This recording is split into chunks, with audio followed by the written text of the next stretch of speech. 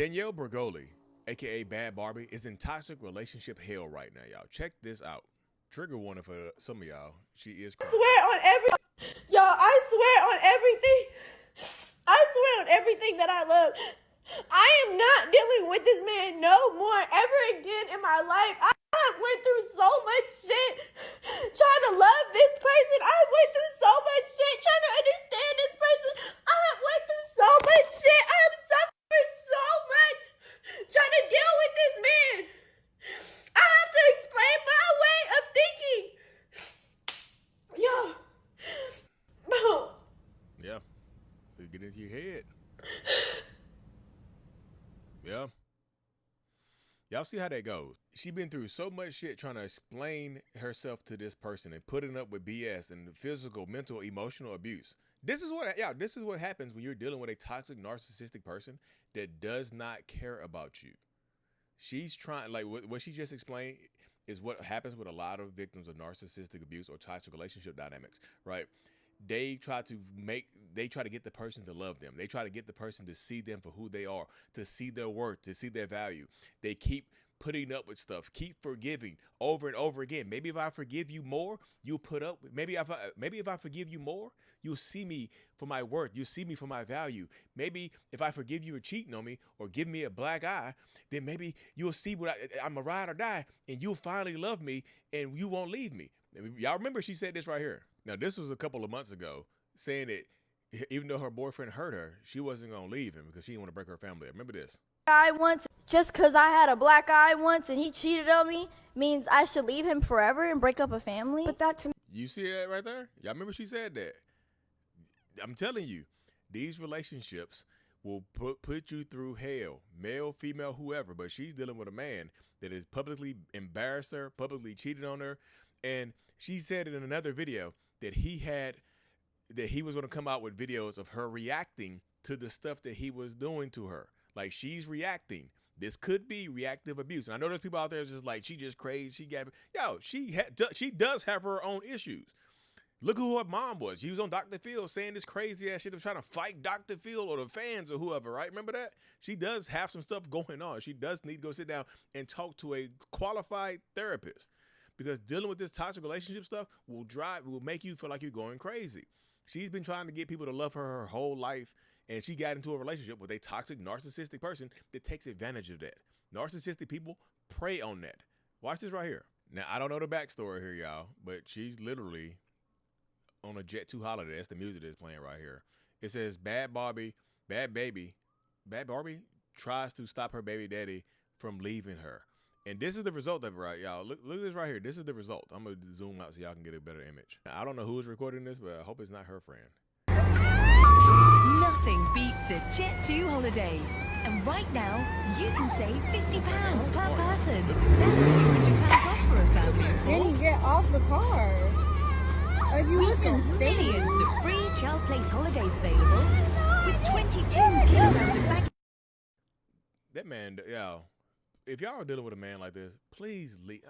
Let me keep it real. Let me zoom in real quick. A man like that does not give a fuck about you. If he's revving the engine up, trying to throw you off the hood of the car, should she be on the hood of the car? No. But you trying to throw her off of that shit like that, playing games, and whoever recording that, just like, and posting it to embarrass you, whoever recorded that video is not her friend.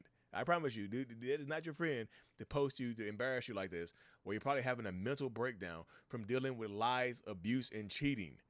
Y'all, this is just so many people go through this. She's just going through it in a public forum, which makes it more embarrassing for her because she has to deal with this in public because people are posting this stuff and she herself is coming out telling it, right? Because you can't keep anything to yourself. You have to put the shit online for everybody to see and judge. And then when you inevitably probably go back to this person, they were like, damn, we were rooting for you, Bhad Bhabie.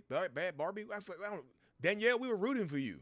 Now you look stupid, and people are going to say she looks stupid if she goes back into this relationship because the car shit, the black eye, the cheating, the public embarrassment, all this shit, all of it. And people like that, they will record your reactions to the stuff that they do to try to make it seem like you're the crazy one. They'll smack the piss out of you and then pull their phone out and record you like, look how crazy you are. Look. When you're trying to attack them, y'all see what I deal with? Y'all see what the crazy about crazy baby mama? Y'all see how crazy she is? I told y'all she was crazy. After they done smacked the piss out of you or two-pieced you or said some crazy-ass wild stuff to you, now you look crazy. Because now they have videos. Now he's putting these videos out, even though he's been physically abusive, allegedly. He didn't cheated on her publicly and just embarrassing this girl overall. And she's embarrassing herself by posting it online and going back into it. Look, I'm not the one to tell you how to heal. But sometimes this healing out loud shit don't help you. It just one more video. I'm going to give her the top of the screen this time. Bhad Bhabie goes off on LaVon, does her dirty again. Y'all see, this is common. But victims in these situations keep telling themselves that things are going to get better. And you want to believe and have hope that your relationship can make it through the bad times, right? Because society has conditioned people to think that your relationship is not a good relationship unless you're struggling and in pain and suffering. No! Struggle love is not the best love. Get the fuck out of here. Struggle love is not the best love. He don't. Y'all see he is? That's the thing.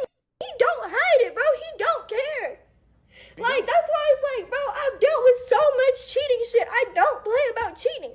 I know it looks like, oh, she just lets him cheat on her. No. Well, wait a minute. She just said I know it looks like he just let her cheat on him, but no. In his mind, yes. To everybody else, yes, because you see it, you acknowledge it, and you still stay. So in the mind of somebody who's thinking like him, he's thinking, yeah, you're okay with me cheating because why are you here? Why do you keep coming back? If you don't like it, leave me alone. But you're not leaving me alone, so you must be okay with it. You see how super simplistic that is. You see how black and white that is, right? I ain't gonna play the whole video. It's kind of long, but I just thought I'm already dealing with this person. Okay, if I get him to see why it's wrong and be better, it'll all be worth it in the end. Did I just say that? Didn't I just say that? I ain't seen this video before, y'all. Didn't I just say that? People like this and have this mindset. Literally, think that if you put up with more and more and more, that'll make them see your worth and see your value. But when you're dealing with somebody who's highly narcissistic or toxic as hell, they don't see that. They think that you're okay with it. You're trying to get them to see your worth and value. They think that you're okay with the BS. Rather than just piling through different men that are all gonna probably do the same thing because that's the type of men that I end up fucking with. Why is that the type of man you end up fucking with? Let's look deeper. Let's look more internally, right?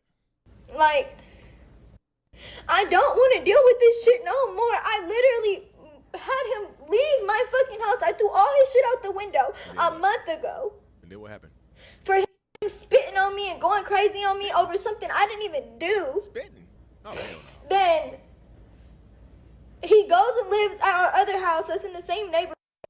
And then what? I had a whole restraining order against this man. He came to my house. There was no hot water on at the other house because nobody was living there. He came to my house every day while I was sleeping. My sleep schedule was fucked up. I was sleeping during the day. He was taking showers at my house, chilling at my house, everything. And then you got to enforce the restraining order. Why wouldn't he think it's okay if you let him come over there and shower and shit? You see what I'm saying? You have to enforce it or it's just a piece of paper.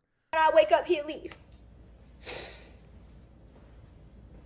But you don't need me, right? You don't need me for nothing, right? I gave you a whole nother place to go live and go be at, so you don't have to be around me. I did not fuck with him for a whole fucking 2-3 weeks. Even in my sleep, Anthony, when he'd show up in the middle of the night, I'd be sleep talking, because I sleep, eat, sleep talk, all type of shit. But you see how this mentality goes right here, y'all? Like, soon as you start to heal, they'll come back into your life. As soon as you start to feel better, that's when they'll come back.